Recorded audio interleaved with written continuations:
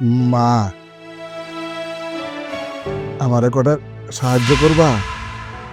আমি না আমার পোলারে খোঁজার জন্য ঢাকা শহরে আইছিলাম। গত 2-3 দিন যাবত ওরে খুঁজে পাই নাই। এদিকে আমার পকেটে যে টাকা আছিল সব শেষ হয়ে গেছে।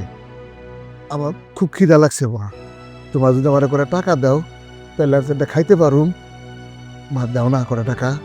ফাইজলামি শুরু করছেন চাচা? হ্যাঁ, মানে কি এসব? হ্যাঁ, মানে রাস্তাঘাটে মানুষজন দেখলেই হাত পাততে মন চায়, তাই না? কি রাস্তাঘাটে ভিক্ষা শুরু করছেন নাকি আপনি সত্যিকারই ভিখারি? কোনটা? মা, তোমার মনে হয় কোথাও ভুল হইতাছে। আমি আসলে ভিক্ষুক না। আমারে দেখে কি তোমার মনে হয় আমি ভিক্ষুক? আমি মা যা কইতাছি সত্য কইতাছি। আমি আমার পোলার খোঁজে ঢাকায় আইছিলাম। মা বিশ্বাস করো, আমার পকেটে কোনো টাকা নাই। আশ্চর্য তো! হ্যাঁ, এসে হাত পাততেছেন, সাহায্য চাইতেছেন, আর এখন যে ভিখারি বললেন খুব গায়ে লেগে গেল। এরকম হাত পাতে কারা? রাস্তার ভিখারিরা।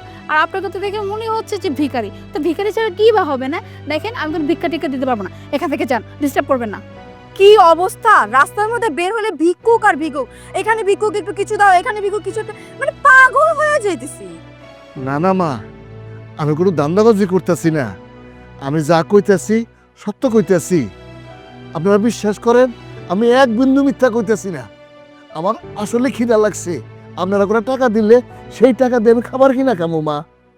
এ চাচা, দেখেন মেজাজটা খারাপ হওয়ার আগে না এখান থেকে ফোটেন। হ্যাঁ, আপনাদের মতো ভিখারি না প্রত্যেক দিন সকালবেলা যখন বের হই এরকম হাজারটা ভিখারি দেখি। হ্যাঁ, আর সেরকম অনুনয় বিনয় করবে। আপনাদের কি ধান্দা সেটা আমি খুব ভালো করে জানি। ওই যে ওইখান থেকে আসতে আসতে মনে হয় 1000 টাকা ইনকাম করে নিয়ে আসছেন, আবার এখন এসে কথা বলতেছেন আমি ভিখারি না, আমি এটা না সেইটা না। এত ফাপড়বাজি আমার সামনে চলবে না। আমি মানুষজন খুব ভালো করে চিনি। আপনার যেটা টাউট ভিখারি এটা আপনাকে দেখেই মনে হইতেছে। তাই বলতেছি কি চুপচাপ এখান থেকে চলো, তা না হলে বেশি কি ডিস্টার্ব করলে না লোকজন ডেকে না ঘন ধুলায় খাওয়াবো কিন্তু। এই ভিখারির বাচ্চা, তোর কথা কি কানে গেল না? তোরকে সে কখন থেকে বলতেছি যে আমাদের এখান থেকে যা, কেন আমাদেরকে জ্বালাচ্ছিস? হ্যাঁ, আচ্ছা মা, তোমাদের মানসিকতা এত নিচু মনের কেন? একটা মানুষ বিপদে পড়তেই পারে, বিপদে পড়ে তোমাদের কাছে সাহায্য চাইতেই পারে। তোমরা তাকে সাহায্য না করে আবার কথা শোনাচ্ছ, এটা তোমার ঠিক না। এই, তোর মতো রাস্তার একটা ভিখারি আবার আমার মন মানসিকতা ছোট না বড় এটা বিচার করবি? হ্যাঁ, তোর এত বড় সাহস! হ্যাঁ, একই তো এসে আমাকে ডিস্টার্ব করতেছিস, আমার সাথে তর্ক করতেছিস, আবার এখন তুই এটা বলতেছিস যে আমার মন মানসিকতা নিচু। এই তোদের মতো ভিখারির সাথে কথা বলতেছিস, এটা তো তোর কপাল ভালো। আবার তুই আমার মন মানসিকতা নিয়ে কথা বলতেছিস কোন সাহসে? শোনো, আমি কোনো ভিক্ষুক নই। আমি আসলে এই বেশে আসছি তোমাদেরকে পরীক্ষা করার জন্য।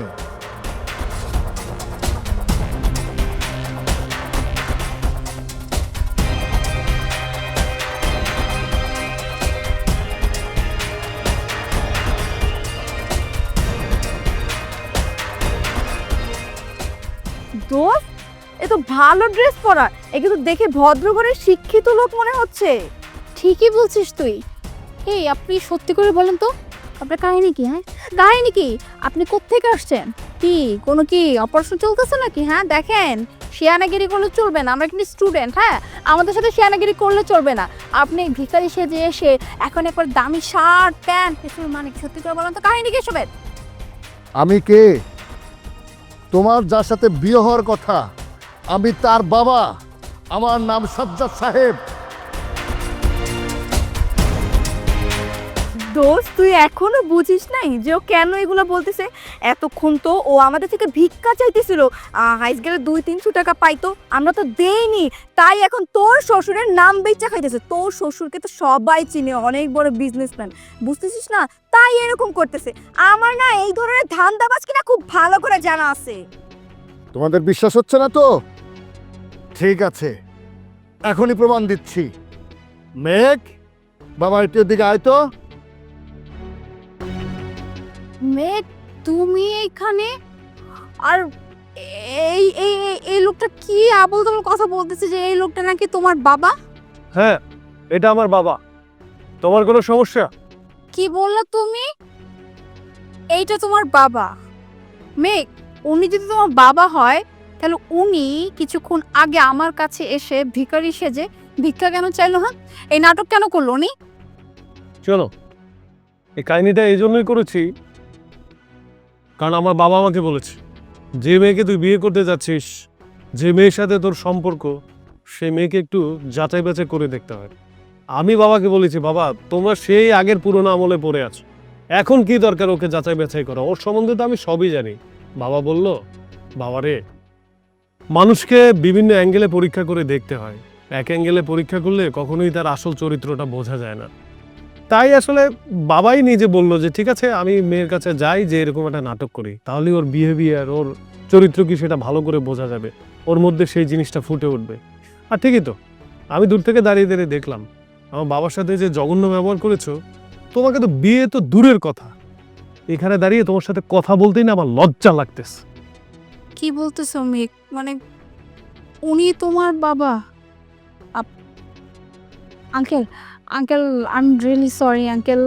মানে আমি আমি আসলে বুঝতে পারিনি। আমি আসলে ভেবেছি ভিখারি, তাই আমি এরকম ব্যবহার করে ফেলেছি। আর মেঘ, মেঘ বিশ্বাস করো, আমি যদি জানতাম যে উনি তোমার বাবা, বিশ্বাস করো কখনো ওনার সাথে এরকম ব্যবহার করতাম না।